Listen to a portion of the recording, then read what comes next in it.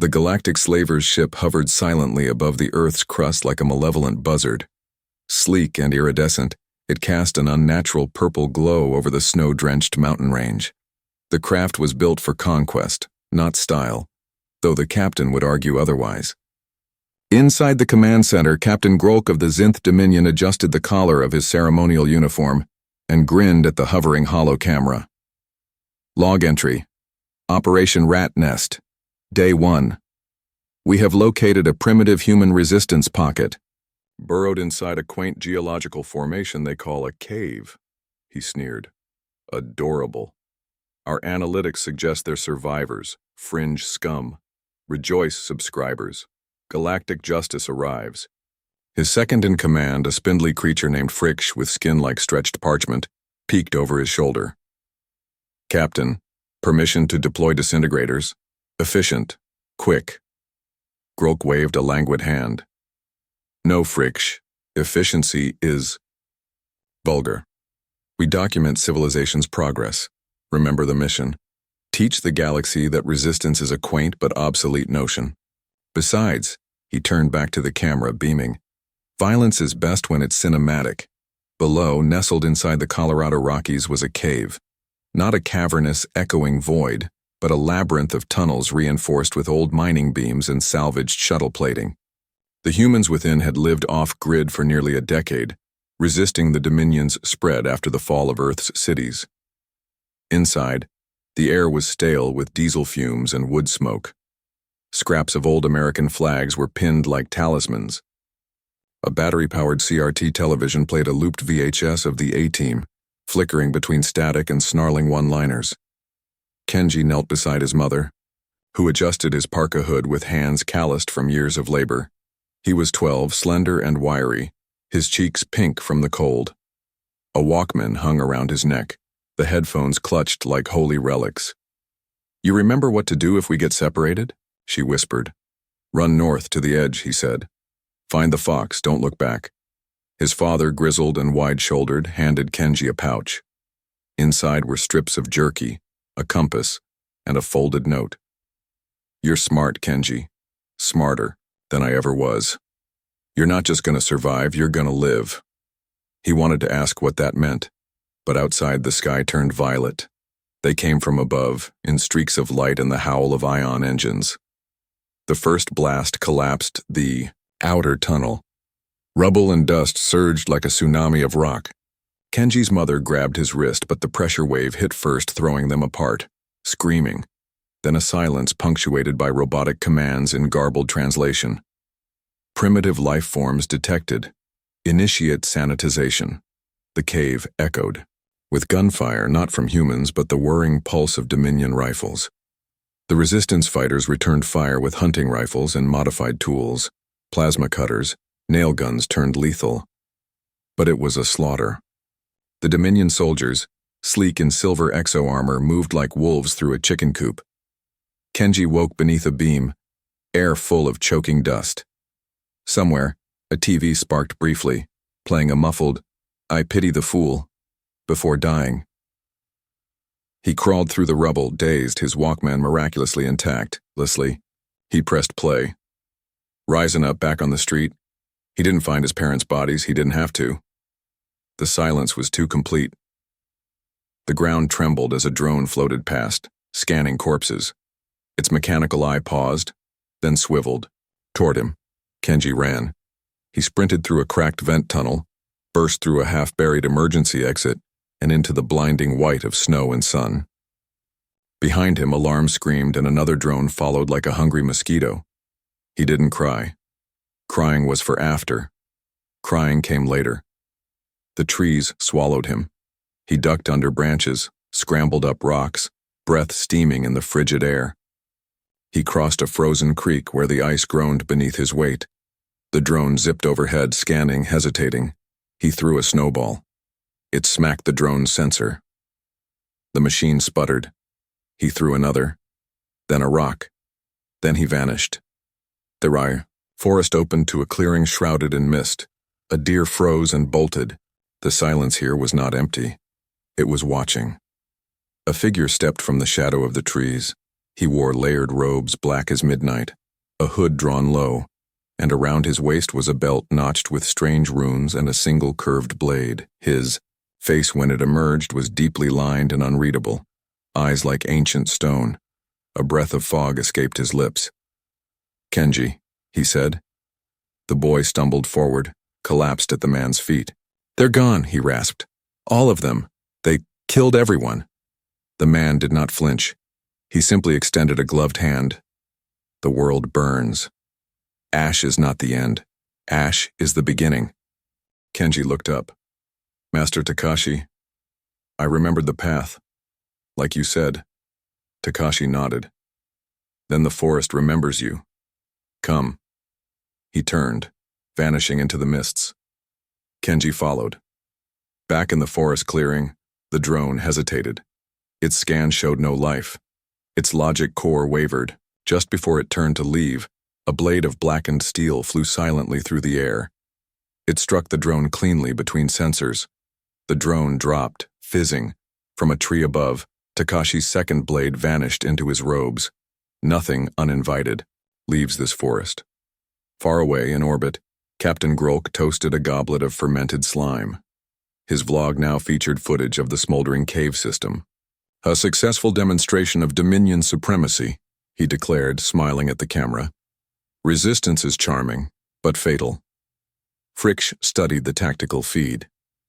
"One life form remains unaccounted for. Small, fast." Grolk dismissed it. "Probably a snow rodent." Fricksch blinked. It gave the drone a black eye. Pause. "Interesting," Grolk murmured. Then, with a dismissive wave, "Send a probe squad, just in case." In the dojo deep beneath the frozen cliffs, Kenji stared at a wall lined with scrolls and relics. A mannequin wore a robe like Takashi's. He touched the hem. "I don't want to forget their faces," he whispered. "You won't," Takashi replied, setting a bowl of rice before him.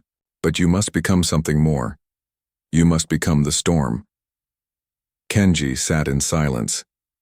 His fingers gripped the chopsticks like weapons. Somewhere outside, the snow fell softly. The forest held its breath. The last ember of humanity was not dead. It was sharpening its blade. Snow blanketed the mountains in a stillness that bordered on reverence.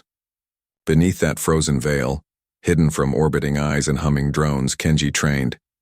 Years passed, not in peace, but in ritual. Morning began with silence. Silence became movement. Movement became discipline. The dojo, an intricate network of underground chambers carved into the granite heart of the mountain, was as old as the war itself. Perhaps older.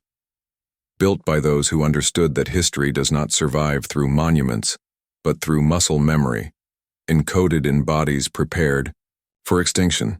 Kenji's limbs ached before the sun rose. That was how he knew he was learning. Master Takashi did not speak often, but when he did, his words cut like his blades, precise, sparse, and unforgiving. "Balance," Takashi said one morning, standing barefoot atop a frozen bamboo pole, "is not stillness. It is mastery of falling." Kenji stood across from him on his own pole, trembling. He had already fallen twice that morning, once into a pond so cold it stole his breath, once onto a bed of thorns someone had definitely placed as a test. Bruised, soaked, and exhausted, he didn't ask for sympathy. Takashi never offered it. "You're teaching me how to fall?" "I'm teaching you not to fear it," Takashi replied. Kenji closed his eyes. The wind stung his face, but he did not waver. The pain was just a familiar guest now. "Again," Takashi said. By the time Kenji turned 16, he could fight in absolute silence and navigate the dojo blindfolded. He could disappear in mist, catch an arrow mid-flight, and read intent from posture like language. But it wasn't just martial technique Takashi drilled into him. It was something older, mental sleight, emotional stillness, patience bordering on cosmic. One night, seated around a small fire, Takashi passed him an old thermos and a rice ball wrapped in wax paper. He tapped the container with his finger. "From your father's supplies. He buried them here before I ever found this place." Kenji opened it. Inside, the smell of coffee, bitter, faint, aged, flooded his senses.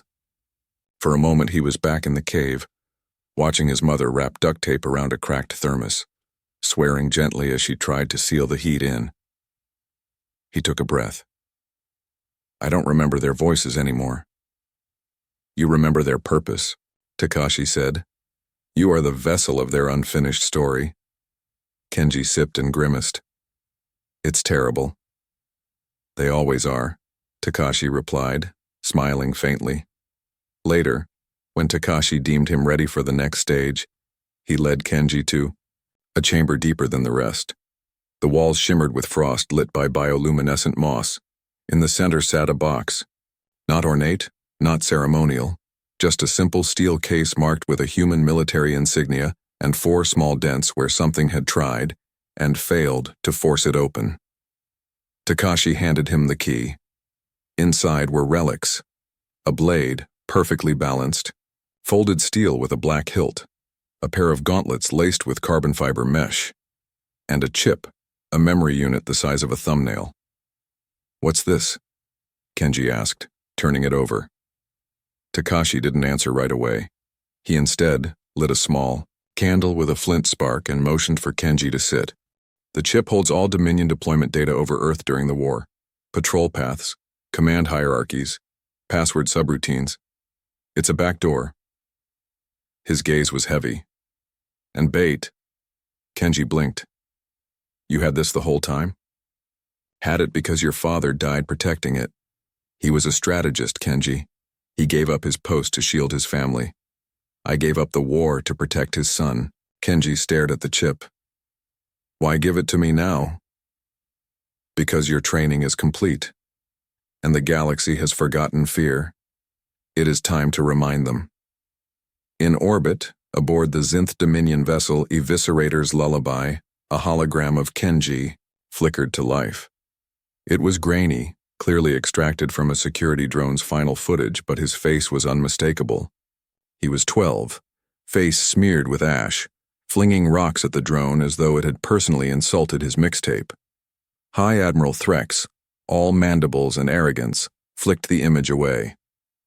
We're holding a strategy summit for this, Counselor. Blinn, a gelatinous ambassador from the Centauri Accord, wobbled indignantly. He's been disrupting slave auctions, raiding patrols, sabotaging Dominion supply lines from Yigran to Lorth Prime. He's one boy. He's one human boy, Blinn corrected, which is statistically worse. The room quieted. No one wanted to say it aloud, but the truth was universally understood. Humans, though few, were narratively catastrophic. They did not scale. They spiraled. General Korgak cleared his throat. Rumors say he's a shadow-born shinobi, trained in secret Earth techniques that warp reality and do something with fax machines. Threx stared. That's not a thing. I didn't say it was true. I'm saying some of my troops believe it. Threx frowned, looking again at the hologram. The boy had vanished by the next frame. Send an observer. Discreetly. Back on Earth, Kenji moved through the forest like a ghost. His presence no longer disturbed the wildlife. He had become part of the rhythm. He returned one evening with 3 snared rabbits and a bruised lip. Takashi arched a brow. Obstacle course? Fell during a reverse vault, Kenji muttered. Falling is not failure, Takashi said, tying off 1 rabbit for cooking. Kenji nodded but said nothing. Later that night, as the fire crackled and the smell of roasted meat filled the chamber, he asked, Did you ever want revenge? Takashi's answer was slow in coming. I wanted peace. Then I wanted escape. Eventually I wanted understanding. But revenge? That's a dangerous river. If you cross it, you must own the other shore. Kenji watched the flames flicker. I think I'm ready to cross. Takashi said nothing. But the next morning, he gave Kenji his final test. It was not a battle.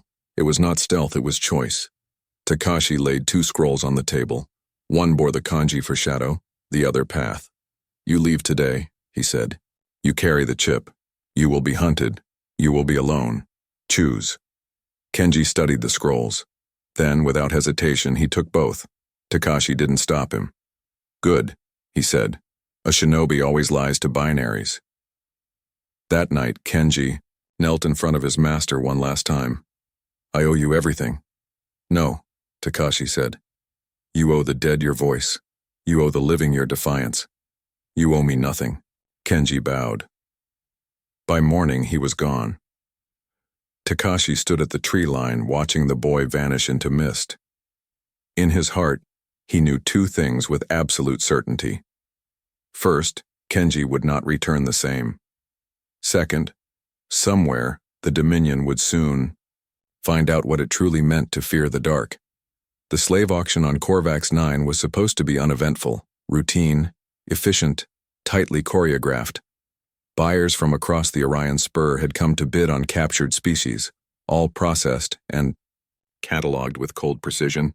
Behind the main stage, the scent of ozone and antiseptic hung heavy, while overhead, holograms beamed smiling advertisements. "Enslave responsibly, Tim, with the Dominion guarantee."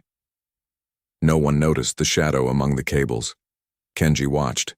From the rafters, heartbeat in perfect cadence with his breath.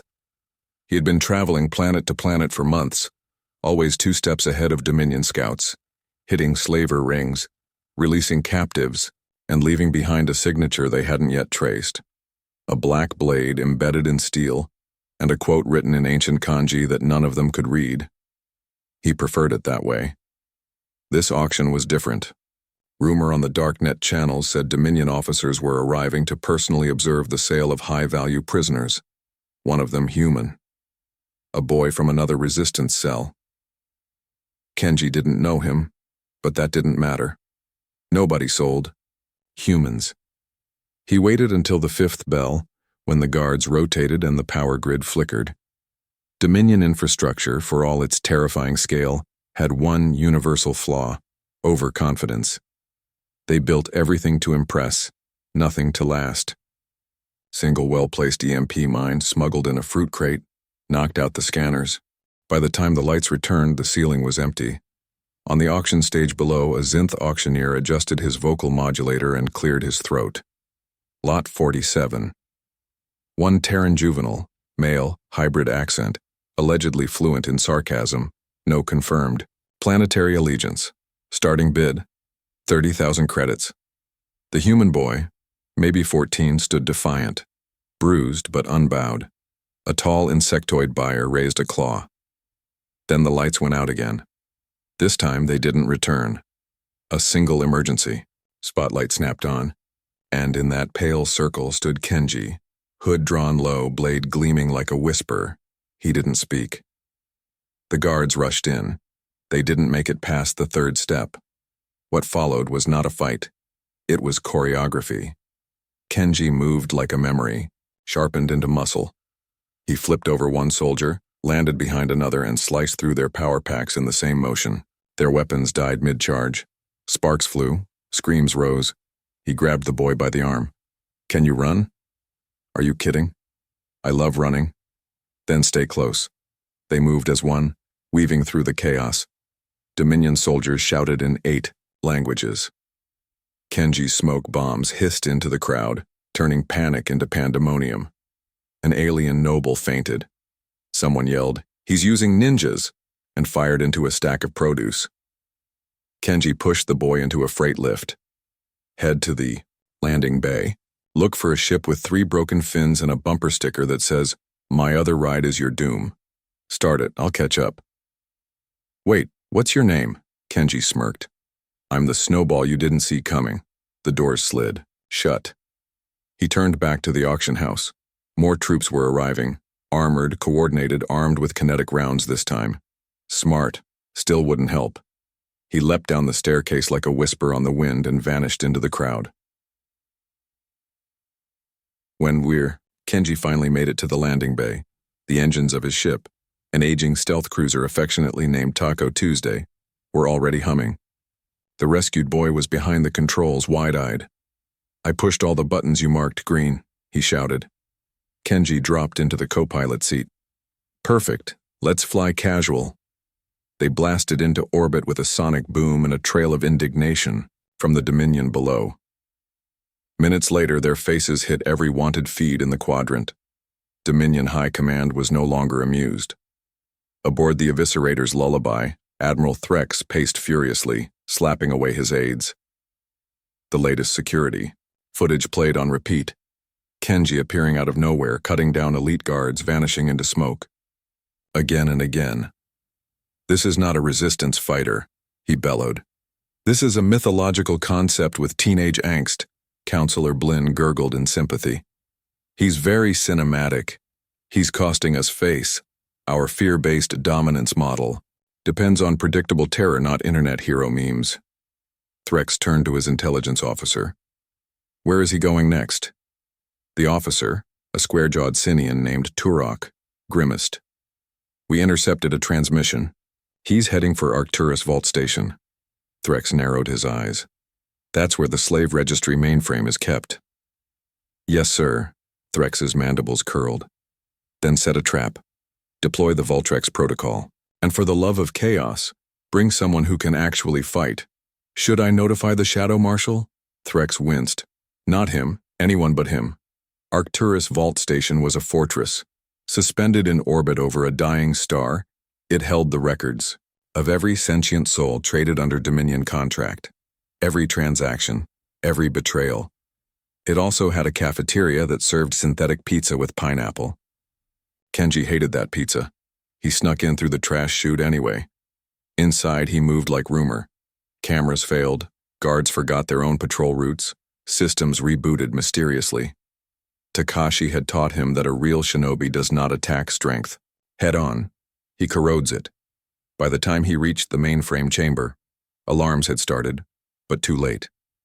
He inserted the stolen access chip from his father's box. It fit. The screen blinked once.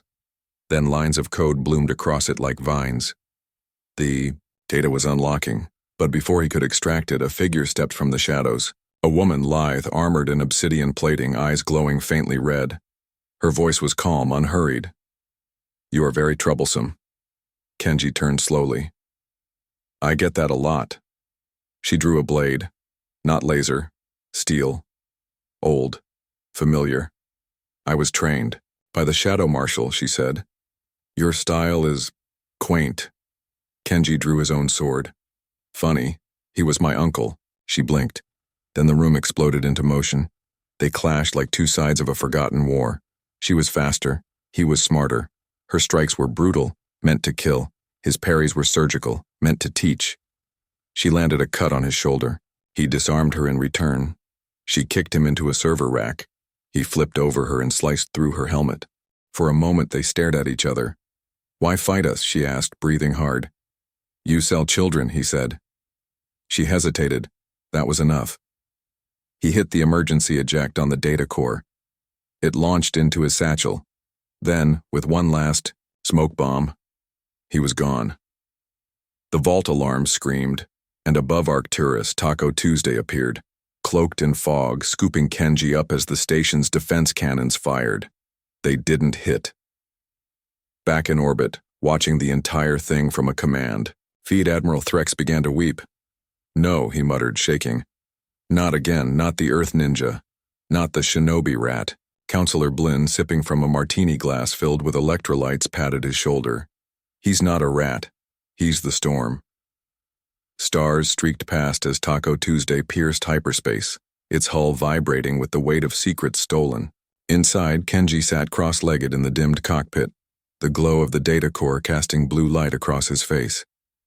Beside him, the rescued boy, whose name it turned out was Jacob, gripped a protein bar like it was sacred, chewing like a feral raccoon discovering sugar for the first time.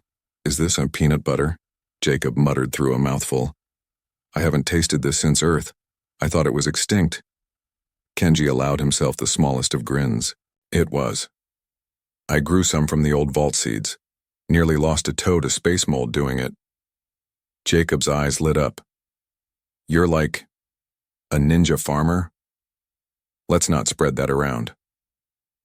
A few moments passed in silence, broken only by the hum of the ship and the distant warble of old 1980s synth music playing from a battered speaker. Kenny Loggins was halfway through danger zone. Jacob finally leaned back. So what now?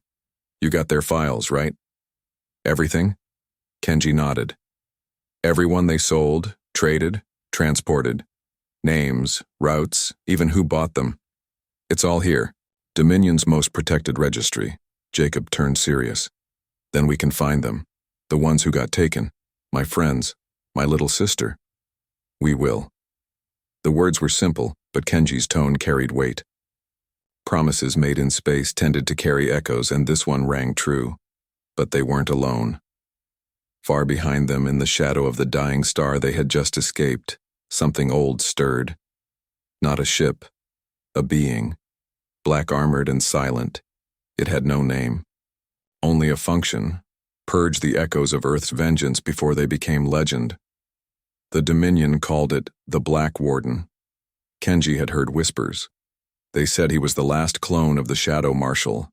They said he didn't bleed. They said he once crushed a rebellion by breathing. They said a lot of things. Only one was true. He was coming. Taco Tuesday's stealth systems were good, very good.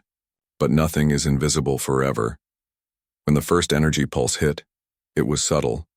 Just a flicker in the nav systems like static. Then a second. Then the ship groaned like it had remembered a nightmare. Kenji was already out of his seat.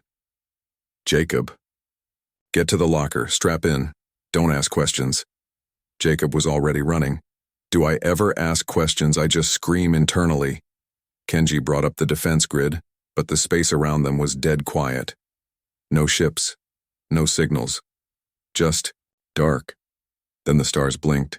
An outline emerged from the void, smooth, faceless, terrifying in its absence of design. The Black Warden's craft didn't broadcast, it absorbed. Sound, light, hope. Of course he'd bring that one, Kenji muttered. The Doom Canoe. The voice came through unbidden, not over comms, into his mind. You dishonor the Empire with every breath. Kenji smirked. And yet I'm still trending higher than your propaganda. There was no reply, just a beam. It wasn't light, it was anti-light, a ripple of void that tore space into ribbons. Kenji yanked the controls and spun Taco Tuesday into a barrel, roll that nearly snapped Jacob in half. What was that? Death. But expensive. The ship jolted. Proximity alarms screamed. Kenji overrode the drives and dove toward the nearest moon. A lifeless, rocky crater ball with no atmosphere, no hope, and certainly no Yelp rating. They crash-landed sideways, sliding across dust and regrets. Systems went offline. Inside, Jacob coughed. Still alive. Internal screaming, now external. Kenji checked his blade. He's not here for you. Stay in the ship. Like I'm going to... Kenji's look shut him up. Outside. Silence. Then a whisper of impact as the warden landed.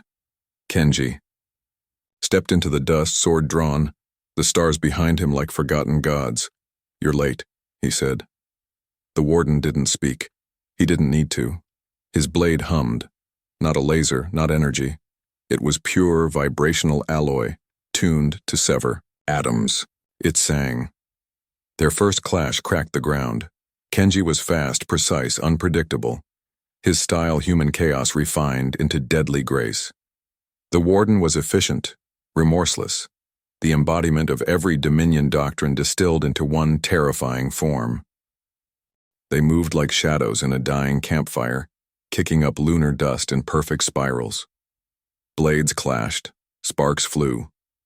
One cut sliced Kenji's sleeve, another dented the warden's armor, but neither gained ground. Then the warden spoke. Calm, mechanical, cruel. You fight for a species too sentimental to survive. Kenji dodged a slash, flipped back, landed on one knee. Funny. I fight for a species that turned microwave burritos into a food group. The warden lunged, Kenji parried, and slipped. The warden's blade sliced across his ribs. He fell hard, breath catching. The warden stood over him, blade raised. You will be forgotten. Jacob's voice rang out from the ship. Hey, robot loser! The warden turned. Jacob was holding Kenji's backup weapon. A potato gun. Modified, of course, fitted with a neutron destabilizer and a high-voltage capacitor. Jacob fired. It hit the warden square in the chest. The blast knocked him back 10 feet. Kenji rose, wincing. That was my lunch cannon. Jacob yelled back. You said don't touch the fridge. You didn't say don't weaponize it. The warden staggered up, armor flickering. Kenji stood tall, ignoring the pain. You should know something. The warden hissed, raising his sword again. Kenji's eyes burned with the weight of every fallen human. Every child taken, every scream that never made it to the stars. I'm not fighting alone anymore. He clicked the detonator. The data core, strapped with nano-implosives, sent out a viral broadcast the moment it exploded. Across the quadrant, Dominion slave records flashed into public channels. Stations, news feeds, encrypted bunkers. They all lit up.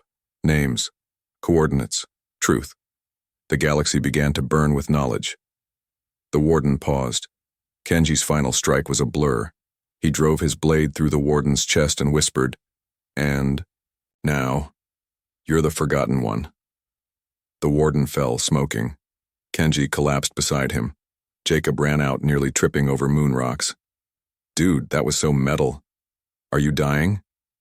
Kenji coughed. Probably. Jacob helped him up. Let's go find a med kit. And a pizza. Preferably not Dominion cafeteria pizza. Kenji leaned on him, smiling through the pain. And then we find your sister. As they limped back toward the smoldering remains of Taco Tuesday, 1,000 Dominion systems flickered with panic.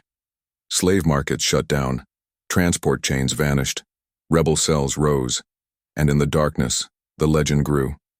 They had tried to erase Earth's spirit, but they left one seed alive, and that seed had grown into a blade.